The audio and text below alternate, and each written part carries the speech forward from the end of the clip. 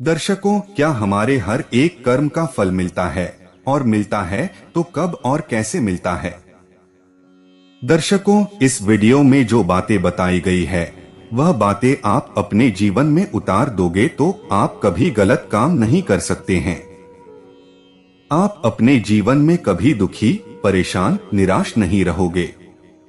तो दर्शकों, इस वीडियो को ध्यान से और अंत तक जरूर सुनो और सच्चे दिल से कमेंट में जय श्री कृष्ण जरूर लिखें। दर्शकों, भगवान श्री कृष्ण ने श्रीमद् भगवद गीता में स्पष्ट कहा है, जो जैसा कर्म करेगा वैसा ही फल उस प्राप्त होगा, और उस कर्म के फल में कोई बदलाव नहीं होता है। आपने कोई गलत कार्य किया तो उसका फल भी आपके विपरीत गलत ही आएगा। इसमें आप उसको आपके विपरीत से आपके पक्ष में कभी भी नहीं कर सकते। यह कर्म का सिद्धांत है जो भगवान श्री कृष्ण ने श्रीमद् भगवद गीता में अर्जुन के माध्यम से हम सभी मनुष्यों को बताया है। कई लोग हमसे यह प्रश्न करते रहते हैं, अगर कोई अच्छा या बुरा कार्य हो जाए तो उसका फल तुरंत क्यों नहीं मिलता है? क्यों हमेशा से कुछ दिनों पश्चात या तो फिर कई सालों पश्चात भी मिलता है? और कोई निश्चित समय सीमा क्यों नहीं है? कई लोग यह भी प्रश्न करते हैं कि कई बार तो जो कर्म अपने किए नहीं उसका भी फल क्यों मिलता है? जैसे आपने अपने जीवन में कई कार्य अच्छे किए और कोई बुरा या अहित कार्य नहीं किया, फिर भी कुछ लोग उन्हीं का लाभ उठाते हुए उन्हीं को ठग लेते हैं, और पीड़ा उनको होती है जिन्होंने कोई गलत कार्य नहीं किया। तो ऐसे में श्रीमद् भगवद गीता में कहा गया है कि उनको तो उसी का फल मिला जो कर्म उन्होंने किया ही नहीं। तो चलिए आज हम इसी यात्रा पर निकलते हैं जो कर्म से प्रारंभ होते हुए भगवान श्री कृष्ण की श्रीमद् भगवद गीता तक पूर्ण होती है। यहाँ पर दिए गए सारे विचार हमारे स्वयं के हैं और किसी भी व्यक्ति जीवित या मृत से कोई भी संबंध नहीं रखता है, और अगर होता भी है तो केवल एक संयोग ही होगा। हम एक कहानी के माध्यम से देखते हैं। एक लड़का था, उसका नाम महेश था। महेश वैसे तो बहुत ईमानदार रहा था, अपने काम से काम रखता था, ना किसी से बिना मतलब की बात करना, ना फालतू में किसी की पंचायत करना। ईमानदारी से सामान्य से क्लार्क की नौकरी पिछले 19 साल से करता आ रहा था और अपने सेठ का अब चहिता भी बन गया था। पर अचानक एक दिन किसी गलत इंसान ने एक ऐसा कार्य किया जिससे महेश को अपमानित होना पड़ा और नौकरी भी गई। 19 सालों की ईमानदारी और निष्ठा का कोई मूल्य जैसे नहीं रहा। करता भी क्या बेचारा। उन्हीं के एक साथी ने कुछ पैसे लेकर महेश के ड्रॉअर में से फाइल देखकर बता दिया। किसी को और टेंडर किसी और को मिल गया और फर्क केवल 1 रुपए का ही था।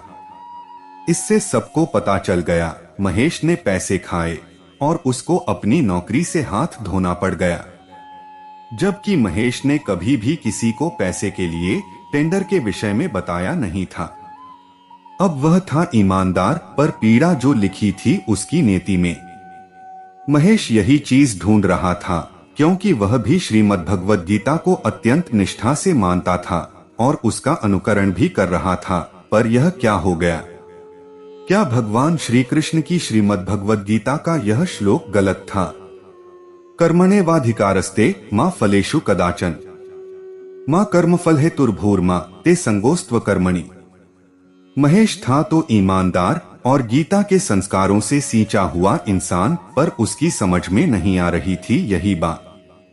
क्यों उसके साथ ऐसा हुआ? जो कर्म उसने किया नहीं उसी का फल उसे क्यों मिला? कई दिनों तक उसके विषय में कई लोगों से बात की, किंतु किसी से भी कोई ठीक उत्तर नहीं मिला। तो किसी ने बताया, गांव के बाहर एक मंदिर में एक बहुत ज्ञानी संत आए हैं और उनके पास उसके प्रश्न का उत्तर अवश्य होगा। तो महेश उन्हीं संत के पास गया और उन्हीं के चरणों में नतमस्तक होकर प्रणाम करके अपने प्रश्न को उनके सन्मुख रखा। तब संत ने उन्हें बताया कि कुछ तो अवश्य तुमने किया है, अन्यथा यह संभव नहीं होता। इसलिए महेश को स्मरण करने को बोला। कोई ऐसी घटना जिससे तुम्हें लेस मात्र भी दुख हुए हो बताएं। तब महेश ने कुछ समय तक स्मरण करने पश्चात बताया कि कुछ 15 साल पूर्व उसका जब विवाह हुए था, तब एक मित्र से उसने विवाह में कुछ पैसे उधार लिए थे। उसने कुछ दिनों पश्चात वह रुपए लौटा दिए थे, किंतु उसका मित्र उससे अधिक ब्याज मांग रहा था, पर महेश ने देने से इनकार कर दिया था। क्योंकि जब पैसे उधार लिए गए थे तब ऐसी ब्याज की कोई बात नहीं हुई थी, तो महेश ने वह ब्याज की रकम नहीं दी थी।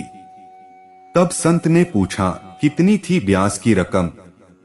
तो महेश ने बताया, उन्हें नहीं ज्ञात, क्योंकि तब वह मूल रकम वहीं पर छोड़कर आया था। तब संत ने उसे फिर से भेजा उसे उस मित्र के पास, महेश को ज्ञात करने की कितना ब्याज था उसका बाकी। जब महेश आया पुनः संत के पास तो बताए 20,000 रुपए थे ब्याज के। तब संत ने पूछा महेश को, तुम पर आरोप लगा है वो कितने रुपयों का है? तो महेश के तो पांव तले जैसे जमीन सरक गई और बोला कि उस पर जो पैसे खाने का आरोप लगा था वह भी 20,000 का ही था। तब संत ने कहा महेश को, अब बस हिसाब बराबर हो गया। भगवान श्री कृष्ण की श्रीमद् भगवद गीता कभी भी असत्य नहीं बोलती। यह तो थी महेश की बात, तो ऐसी कई प्रकार की घटना तो हमारे जीवन में घटित होती रहती है और हमारे हर एक कार्य की एक प्रतिक्रिया होती है। यह हम कर्म करते समय भूल जाते हैं, इसीलिए जब फल का समय आता है हमें स्मरण नहीं रहता। हमने नीम का बीज बोया था और फल अमरूद की आशा का लगाए बैठे थे। हम अपने जीवन में भीतर से खोज करें तो पाएंगे श्रीमद् भगवद गीता में लिखा हुआ हर एक श्लोक पूर्ण है और महत्वपूर्ण अर्थ भी रखता है। ऐसी तो अनेकों घटना मिलेगी आपके ही आसपास में, और हो सकता है आपके साथ भी घटित हुई हो। जब दुख का समय आता है तब यह भूल जाते हैं कि हमारे ही करनी का फल हम चख रहे हैं, किसी और का नहीं। माध्यम कोई भी बन सकता है। निमित्त उस समय अर्जुन था युद्ध का, और जीवन भी तो एक युद्ध से कम नहीं है। हो सकता है इस जीवन युद्ध का निमित्त कोई और हो। तो श्रीमद् भगवद गीता पर प्रश्न करने वालों से मेरी यही विनती है, कृपया प्रथम गीता का अध्ययन करें। यहाँ पर हमने अध्ययन शब्द का प्रयोग किया है, पढ़ने का नहीं। तब उन्हीं के हर एक प्रश्न का उत्तर उन्हें अवश्य मिल जाएगा। हम जैसा कर्म करेंगे, जाने या अनजाने में, फल तो हमारे समक्ष तभी तय हो गया था जब हमने कर्म किया था। फल का चुनाव हम कभी नहीं कर सकते, पर कर्म का चुनाव अवश्य हमारे हाथ में है। तो कर्म का चुनाव उसके फल के विषय में सोचकर किया जाए तो कभी भी कोई गलत कार्य नहीं होगा और न कभी दुखदायक फल की प्राप्ति होगी। अब करते हैं बात अन्य प्रश्न की, क्यों कोई निश्चित समय नहीं होता फल का? तो उन्हीं लोगों के लिए बताना चाहता हूँ, जब आपको बुखार होता है, आप दवाई लेते हैं तो क्या तुरंत बुखार चला जाता है? नहीं ना। दवाई पहले पेट में घुलती है, उसके पश्चात उसका रक्त में मिश्रण होता है, उसके पश्चात वह दवाई आपके मस्तिष्क तक पहुंचती है, तब जाकर आपका बुखार जाता है। ठीक वैसा ही है फल का भी है। जब आप कोई कर्म करते हैं तो फल तो निर्धारित हो जाता है, पर फल का समय तभी निश्चित होता है जब दवाई ठीक से रक्त में घुल जाएगी। फल तभी मिलता है जब आपके पिछले कर्म का फल का भुगतान अपने कर लिया होगा। कर्म 3 कराकर के होते हैं। प्रथम तत्काल कर्म, द्वितीय है प्रारब्ध कर्म और तृतीय है संचित कर्म। तत्काल में जैसे आपको क्षुधा लगी और भोजन किया, क्षुधा पूर्ण हुई। भोजन करने का कर्म किया तो उसका तत्काल फल भी प्राप्त हो गया। द्वितीय कर्म है प्रारब्ध कर्म, तो यह एक ऐसा कर्म है जैसे आपने फिक्स्ड डिपॉजिट में कुछ रुपए बैंक में रखे हैं। आपको अभी नहीं मिलेंगे, पर आपको पता है कब मिलेंगे, कुछ 7 या 8 सालों के पश्चात। आपने अपनी पत्नी से संतान की कामना हेतु संभोग किया, तो फल के रूप में स्पष्ट है संतान 9 महीने पश्चात होगी, अगर अन्य कोई बाधा ना हो तो। आपने किसी अच्छे और ईमानदार व्यक्ति को रुपए दिए तो निश्चित है समय का कब मिलेंगे वापस। यह होता है प्रारब्ध, जिसमें आपको पता है कब उसका फल मिलने वाला है। पर तृतीय संचित कर्म एक ऐसा कर्म है जिसमें आप समय का अनुमान कभी भी नहीं लगा सकते, क्योंकि आपके पिछले संचित कर्मों के फल के भुगतान के पश्चात ही अन्य कर्म फल का भुगतान प्रारंभ होता है। इसलिए इस संचित कर्म में कोई समय सीमा नहीं होती। यही संचित कर्म से ही सबको सावधान रहना है। जब भी आपको लगे जो कार्य आप कर रहे हैं उसके फल का कोई समय निर्धारित नहीं है, तो समझ जाना यह सचित कर्म बनेगा और उसके लिए आपको सोचकर वह कर्म करना चाहिए। तो बताएं अब क्या भगवान श्री कृष्ण की श्रीमद् भगवद गीता असत्य है? इतना सुनने के पश्चात भी अगर कोई ऐसा समझते हैं तो उन्हें नासमझ कहना ही उचित होगा। श्रीमद् भगवद गीता जैसा ग्रंथ आज तक ना बना है और ना कभी बनेगा। यह ग्रंथ हर एक धर्म का ग्रंथ है।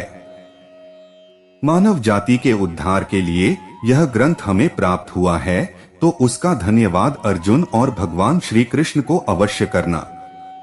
और जब किसी को भेंट देना हो किसी शुभ दिन पर, तो श्रीमद् भगवद गीता की पुस्तक ही भेंट स्वरूप देना। कदाचित 100 लोगों को दी हुई भेंट में से किसी एक ने अध्ययन कर लिया और उसका जीवन धन्य हो गया, तो उसका संचित कर्म भी आपके ही नाम लिखा जाएगा और फल स्वरूप अच्छा और खूबसूरत फल आपकी प्रतीक्षा में रहेगा। शायद बहुत कम लोगों को पता होगा कुदरत के कानून के बारे में, क्योंकि ज्यादातर लोगों की ऐसी विचारधारणा है कि ऊपर बैठी हुई ऐसी कोई शक्ति है जो सबका हिसाब किताब रखती है। तो भाई उसकी पूजा करो या उसके गुणगान गाओ, तो वो खुश हो के हमारे गुनाहों को माफ कर देगा। और जो गुणगान कर ही रहे हैं तो वो तो पुण्य है, इसका तो सुख के रूप में फल मिलेगा। अपनी अपनी मान्यता है, क्योंकि हमारे पर 15 में लिखा है तो ये बात मान ली जाए। जानने की कोशिश कभी नहीं करता, पर जाने भी किस तरीके से? ऐसा कोई मार्ग हमारे पुस्तकों में पढ़ा नहीं या कोई गुरु महाराज ने बताया नहीं। जो है वह भी यही कहते हैं, उस परमेश्वर के गुणगान गाओ, नाम जतन करो, बस कल्याण हो जाएगा। तो दर्शकों, हम लोग यहाँ तर्क संगत बात करेंगे। थोड़ी विवेक बुद्धि लगा के आप भी सोच सकते हो। हमने किसी एक उपजाऊ जमीन पे 2 अलग अलग बीज डाले। एक बीज गन्ने का डाला और दूसरा बीज नीम का डाला। उसे दिन ब दिन समान तरीके से पानी डाला, खत डाला और बढ़ते बढ़ते उस बोए हुए बीज को फल आए। जो वो गन्ने का बीज बोया था उसको जो फल आया उसको चख कर देखा तो उसका स्वाद बहुत मीठा था। और ऐसे ही जो नीम का बीज बोया था उसका फल आया था तो उसका स्वाद चखा तो बहुत कड़वा था। दोनों बीजों को वही जमीन थी, वही सूरज की किरणें थी और वही पानी भी था, तब भी अलग अलग स्वाद आए। तो दर्शकों, उस कुदरत ने या कहो उस अदृश्य शक्ति ने ऐसा क्या कारण था जो अलग अलग स्वाद दिए? पर अगर हम थोड़ी विवेक बुद्धि लगाएं तो पता चलता है कि जो बीज बोया था फल उसके अनुसार आया है। जो गन्ने का बीज बोया था उसमें मिठास थी, इसीलिए उसी गुण धर्म का फल आया और वो मीठा था। ऐसे ही जो नीम का बीज बोया था उसमें कड़वाहट थी, इसीलिए उसका फल भी कड़वा ही आया। इससे यह निष्कर्ष निकलता है कि जैसा बीज वैसा फल, ये नियम आता है। इस कानून के अंतर्गत हम जिस चित्त भावना से काम करते हैं वैसा फल हमें ये प्रकृति देती है। अगर मन में राग, द्वेष और आसक्ति की भावना रख के कर्म करोगे तो अपने मन में पाप के बीज बो रहे हो और उसका फल भी जीवन में दुख ही लेके आएगा। उसे दुनिया की कोई शक्ति बदल नहीं सकती। वैसे ही मन में प्रेम, सद्भावना, दया, करुणा के भाव से कर्म करोगे तो अपने मन में पुण्य कर्म का बीज बो रहे हो तो उसका फल जीवन में सुख शांति ही लाएगा। दुनिया की कोई शक्ति उसे बदल नहीं सकती। ऐसा होता है कानून, ये मैं मेरे अनुभव से जाना है। अगर कोई व्यक्ति उस नीम का बीज बोके उसको रोज 100 बार प्रदक्षिणा कर रहा हो, धूप बत्ती जलाकर बड़े श्रद्धा से कह दे, है ईश्वर परमात्मा इस नीम के बीज में मीठे फल देना, तो ये होने वाली चीज नहीं है। वो जिंदगी भर ये करता रहेगा, पर नीम के पेड़ को मीठे फल आ नहीं सकते। ये कुदरत का बंधा बंधाया नियम है। इसीलिए कर्म को महत्व दे। अच्छे कर्म करके किसी पे एहसान नहीं करते, खुद पे एहसान करते हैं। जिस देश में ऐसी विचारधारा चलती है, वहां सुख शांति रहती है, देव निवास करते हैं, फरिश्ते रहते हैं। इस कुदरत के कानून को ही भारत के 2500 साल के इतिहास में धर्म कहा करते थे। आज तो धर्म संप्रदाय को कहने लगे। देश को कर्म प्रधान बनाओ, ना कि वर्ण प्रधान। इसी में सबका कल्याण समाया हुआ है। तो प्रिय दर्शकों, उम्मीद करता हूं कि आपको वीडियो पसंद आया होगा और आप हमारे चैनल पर नए हो तो वीडियो को लाइक और चैनल को सब्सक्राइब जरूर करें। आपके एक लाइक से ही हमें प्रेरणा मिलती है और हम मोटिवेट होते हैं। धन्यवाद।